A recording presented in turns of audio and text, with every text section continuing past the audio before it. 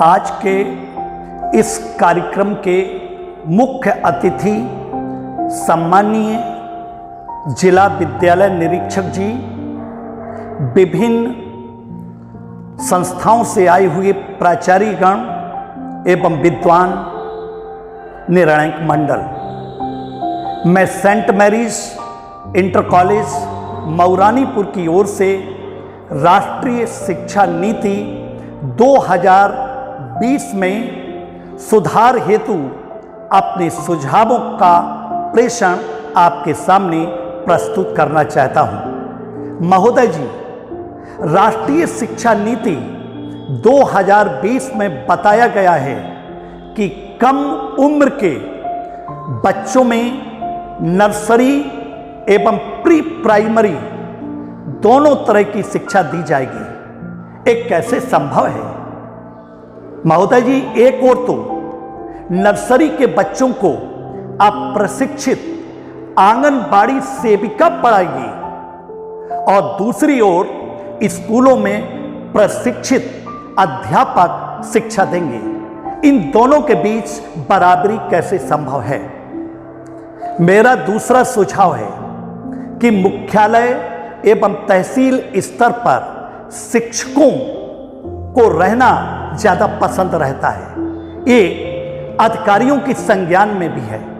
राष्ट्रीय शिक्षा नीति 2020 में ऐसी व्यवस्था होना चाहिए कि ग्रामीण अंचलों में स्थित विद्यालयों के शिक्षकों और मुख्यालय के शिक्षकों के बीच एक समान व्यवस्था हो। मेरा अगला सुझाव है कि राष्ट्रीय शिक्षा नीति 2020 में शिक्षकों के नजरिए पर कहीं भी जोर नहीं दिया गया।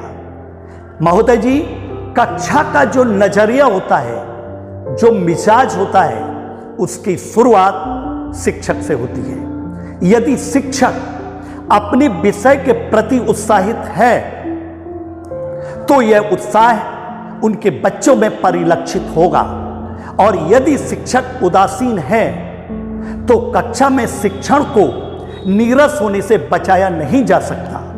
इसलिए शिक्षक को हाथ में छड़ी वाली परंपरा की भूमिका से उभरते हुए एक मार्गदर्शक की भूमिका निभानी होगी।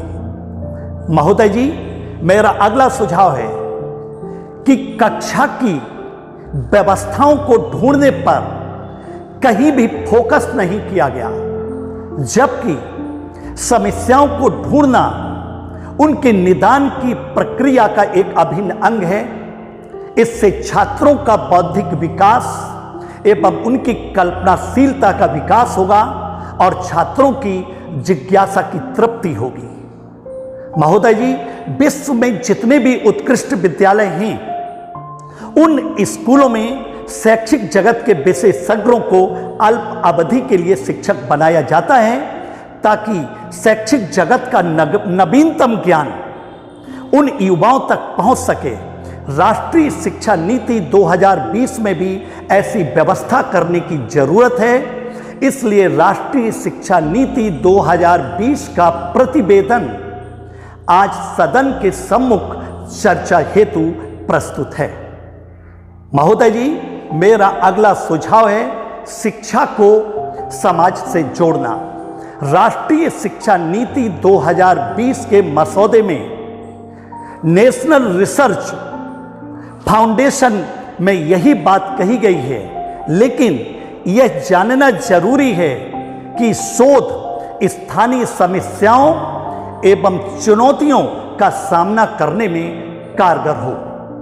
महोदय जी, जितने भी गरीब एवं विकलांग बच्चे हैं, उनकी नर्सरी से क्लास 12 तक निःशुल्क शिक्षा का प्रावधान सभी प्राइवेट CBSE, ICSE बोर्ड के स्कूलों में किया जाना चाहिए, जिसका प्रतिशत कम से कम 25% हो।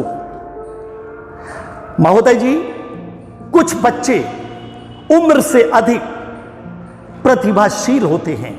ऐसे बच्चों को उच्च शिक्षा देकर आगे बढ़ने का अवसर दिया जाना चाहिए।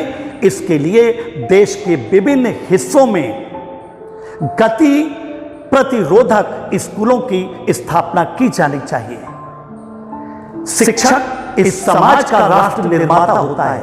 यदि वही शासनिक, प्रशासनिक एवं अल्प वेतन संबंधी समस्याओं से जूझ रहा हो तो कैसे एक स्वच्छंद